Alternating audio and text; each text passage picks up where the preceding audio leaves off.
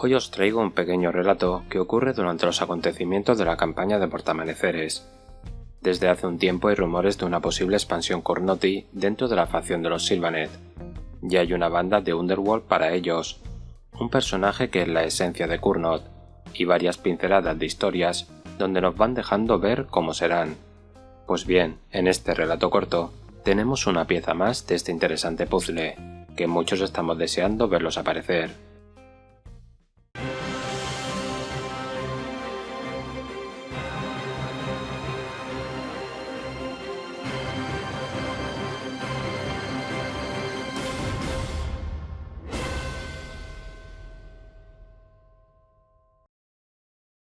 La llamada de la caza. En las profundidades de Ghyran, el viejo ciervo se agita una vez más. Vive la vida según el ciclo. Esta fue la primera lección que los padres de Petyr le enseñaron, y la primera lección que él enseñó a su propio hijo que vino después. Si la reina eterna era el corazón latiente de Ghyran, entonces el ciclo de las estaciones era su pulso. El primer día de la temporada de trillar comenzó un ciclo así. El granjero se quitó unos cuantos cabellos grises de la cara mientras se inclinaba para colocar una caja nueva debajo del surtidor del molino. Cojeando a través del barro de ayer, se dirigió hacia Dapple, quien esperaba pacientemente en el arnés. Petyr ajustó las anteojeras del caballo antes de despedirlo con un suave toque. Luego colocó su taburete, se acomodó en sus abrigos y tomó un sorbo rápido de su brandy oro de néctar. La zona de cultivo rescatada estaba llena de actividad. Los caballos hacían girar los molinos en el centro de cada campo vacío. El suave aplastamiento de los granos se extendía por todo el puesto de defensa, interrumpido por las cascadas que rociaban el pasto desde los metalitos de arriba. «Hola, papá». Petyr miró sombrío la cerca. Un joven con una mata de pelo castaño le mostró una amplia sonrisa mientras sostenía un jabalí joven muerto por las patas. «Regresamos esta mañana. Nos quedamos con algo del botín para esta noche», agregó, agitándolo ligeramente. Petyr frunció el ceño mientras observaba la ofrenda exhibida. «Esos cerdos no deberían estar fuera en esta época del año, Eowyn. ¿Dónde cazaste eso?» Lo más gracioso, encogió los hombros mientras desenganchaba la puerta para entrar. «Hacia el lago del rompedor. Todo está verde. Los árboles tienen brotes y todo. Flores en el suelo del bosque y suficientes jabalíes para alimentar a todo Hammerhall. No he visto una cacería tan buena desde Reinstay». Abro paréntesis. No he podido encontrar qué es Reinstay, pero supongo que dentro del contexto sea otra de las muchas estaciones que tiene Ghyran, o un ciclo, como es trillar, o una clase de lluvia. Sigamos con el relato. Petyr observó al jabalí. Era del tamaño de un jabato. «Las crías no nacen en trillar», murmuró sacudiendo la cabeza. «¿No puedes alegrarte por una buena cena, papá?», suspiró Eowyn, echando la captura sobre su hombro. Pero Petyr simplemente siguió frunciendo el ceño, observando el molino dar vueltas una y otra vez. Hubo un alboroto afuera cuando Petyr despertó. Voces elevadas intercambiaban insultos en la calle tan fuerte que abrió de golpe los postigos de su ventana para ver qué estaba pasando, y de inmediato entrecerró los ojos ante el resplandor verdiano. Hacemos otro paréntesis. Verdia es la zona del continente La Franja Siempre Verde, donde transcurre esta historia. Rastein había llegado durante la noche. Nuevos enredos de espinas destrozaron los haces apilados de trigo jade. El musgo parásito ya estaba a medio camino de consumir la recuperación. El olor a miel de las flores atrapamugres indicaba a Petyr que las plantas ya habían atraído a algunos animales. Podía ver a Dragomir discutiendo con un pequeño grupo de soldados aziritas al otro lado de la calle. El mago de túnica verde estaba pintando runas druídicas en su puerta, con un cubo de sangre de cerdo a sus pies, el cual fue prontamente derribado por las botas hechas a medida de uno de los soldados. «¿Por qué no me escuchan? Supongo que es más fácil para ustedes, cabeza de lodo, llamarnos a todos traidores», gritaba Dragomir. Su rostro estaba enrojecido por el esfuerzo. ¿Realmente esperas que creamos en algún cuento de hadas sobre una caza mágica? Escupió el soldado que estaba al frente. Apretó con el puño la túnica de Dragomir y tiró, obligando al mago a pisar el charco de sangre derribado. Con su otra mano, el guardia señaló detrás de él. La gente morirá sin esta cosecha. Han criado familias en este asentamiento, lo han convertido en su hogar. Ahora, o esto fue obra de esos malditos seres del bosque, o tu propio acto malévolo. «¡No puedes probar eso!», dijo el mago, luchando en vano contra el fuerte agarre del soldado. «De cualquier manera lo arreglarás, y no con estúpidos rituales basados en un cuento para niños».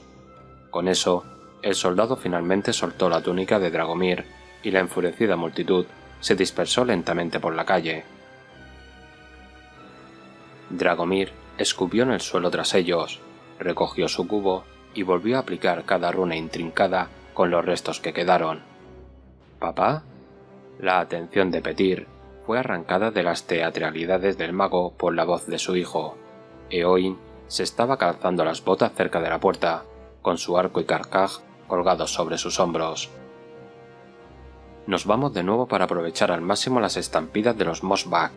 Aunque no pasaremos la noche fuera, deberíamos estar de regreso después del atardecer», dijo Eowyn mientras se detenía en el umbral de la puerta. «No deberíais salir con este tiempo», gruñó Petyr. «El viejo ciervo vuelve a agitarse». «¿Todavía crees en eso, papá?», sonrió Eowyn mientras salía. «Eowyn», comenzó Petyr, dirigiéndose tras él, pero brillantes chispas de dolor le recorrieron la pierna y le rebotaron por todo su cuerpo. Maldijo mientras se apoyaba con fuerza contra la pared, viendo cómo su hijo desaparecía de espaldas en el día verdiano. Una vez que la puerta principal se cerró de golpe, Petyr fue directo a la despensa, con un cuchillo de carnicero y un cubo vacío en la mano. La canción comenzó al atardecer. Comenzó con el sonido de un cuerno distante, antes de crecer a un ritmo furioso en los recovecos de la mente de Petyr. Cuando escuchaba, podía sentir el roce de la maleza fantasmal que se estrellaba contra sus miembros, el olor a sangre y el eco de aullidos. Petyr puso su olla al fuego. La cera en su interior desprendía oleosos torbellinos de aroma mientras se aferraba al borde de su cucharón. Sacó una porción de cera de la olla y la inspeccionó. Como lo había hecho su madre con él la última vez, después de décadas, todo lo que podía recordar era la sensación. Inclinándose hacia un lado, lo goteó cuidadosamente en un oído y luego en el otro, siseando mientras la grasa caliente se introducía quemando su piel enrojecida. Contó sus respiraciones mientras resonaban en sus oídos tapados y esperó a que el dolor pasara, y los ecos del cuerno fantasma desaparecieron misericordiosamente. De reojo, vio que el cerrojo de la puerta se abría. Eowyn estaba en el umbral, con los brazos cargados de presas. Sus ojos verdes parecían vidriosos, mientras escuchaba un sonido que Petyr ya no podía oír. Una amplia sonrisa casi partió su rostro por la mitad. Petyr cerró la puerta de un portazo y lo agarró del brazo. La carne cayó al suelo. Esto sacó a Eowyn de su ensueño, salivando en su protesta. Petyr lo arrastró hacia el recipiente de cera, pero el joven se zafó agresivamente de las manos desgastadas por la edad de su padre. «Es por tu propio bien, Eowyn, por favor», suplicó Petyr. No pudo escuchar las maldiciones de Eowyn mientras su hijo salía furioso. La gente salía de sus hogares durante toda la noche, aferrando cuchillos, arcos y espadas. Petyr los observaba a través de la rendija de sus postigos. Al otro lado de la calle podía ver otros pares de ojos brillantes detrás de alféizares y tablas marcados por la sangre. Los faroles de Dragomir casi se habían apagado, aunque uno aún brillaba tras la mirilla en su puerta. Aunque Petyr esperó, con la mandíbula tensa, Eowyn no regresó. En el momento en que las calles se vaciaron y el amanecer iluminó el cielo, se levantó para atarse su vieja hacha al cinto. A pesar de que los músculos y los huesos retorcidos le zumbaban en su pierna, Petyr siguió contando sus respiraciones y parpadeó para apartar las lágrimas mientras se adentraba en la penumbra. Contaba las puertas abiertas a medida que avanzaba. Esta vez había muchas más entreabiertas que selladas. Petyr Atravesó cojeando las puertas y se internó entre los árboles, con el hacha en alto. Mientras seguía la huella de hierba y ramas aplastadas, casi tropezó con los cadáveres. Primero jabalíes de espalda musgosa, luego criaturas aún más grandes. Un horrendo demonio tuerto que olía a carne podrida estaba arrojado sobre una rama, con la espiral de la vida marcada en su cadáver. En la distancia brumosa, formas que juraría eran árboles, caminaban con extraña fluidez.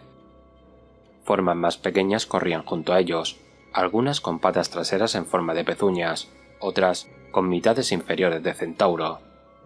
Aún a través de los tapones de cera y el dolor de su piel quemada, Petir aún podía sentir las vibraciones de un cuerno de caza. Quería arrancarse la cera y absorber la canción, no dejar de correr nunca, desgarrar a aquellos que se entrometieran. Se presionó las uñas en la palma de la mano hasta hacerse sangre y siguió caminando. El dosel estaba cubierto de lianas que ahogaban el follaje de ayer, aunque la luz del amanecer aún luchaba por abrirse paso en el claro que tenía delante. El pie de Petir chocó contra algo pesado y firme. A sus pies yacía el carcaj de Eoin. Al granjero se le cortó la respiración mientras daba pasos hacia el amanecer. Una figura oscura se encorvaba en la niebla. «¿Eoin?», susurró, con el pecho lleno de calidez. Su hijo arrancó el cuchillo de caza del cuerpo que tenía a sus pies. La sangre manchó el tabardo azirita desgarrado que aún colgaba de la presa de Eoin. Enjambres de hambrientas luciérnagas revoloteaban sobre el cadáver para beber profundamente y poner sus huevos dentro mientras el cuerpo aún estaba caliente. Eoin miró fijamente a Petir. El rostro del joven estaba manchado de carmesí por las heridas en sus sienes, donde ahora brotaban un par de astas de madera. Las flores se aferraban a su cabello como un sudario blanco. Volvió a hablar, pero Petir no podía leer sus labios claramente. «¿Padre?» «Hijo mío», sollozó Petir, «soy yo. Es hora de que volvamos a casa». Eoin dio un paso hacia él, pronunciando palabras que Petir no podía escuchar. El granjero se clavó las uñas en las orejas y sacó los pegajosos trozos de cera y pelo. «Intruso», gruñó Eoin mientras se abalanzaba sobre él. Desde cada rincón del bosque, 100 cuernos sonaron al unísono.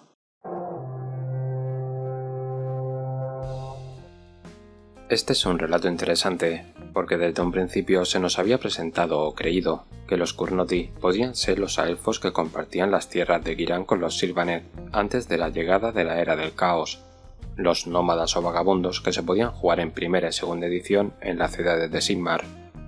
Aquí no se nos dice si esta familia es humana o elfa, que aunque viva en una ciudad o poblado, en este caso un puesto de defensa, eso no quiere decir que sea un humano per se. El trasfondo de los Curnoti se está desarrollando poco a poco y a la vez haciendo que estén muy presentes. Como tienen mucho que desarrollar y explicar, veremos a ver si los elfos de las ciudades que huyeron durante la Era del Caos vuelven a Ghyran arrepentidos de su vida y buscando el perdón de Alarielle, convirtiéndose en seguidores de Kurnot, o si también un humano que viva y se sienta en sintonía con el reino de la vida puede acabar transformado en un Curnoti. Sea lo que fuere, los jugadores Sylvaneth tenemos buenas nuevas en el horizonte. Y ya para terminar este vídeo, simplemente desearos que tengáis un feliz año 2024.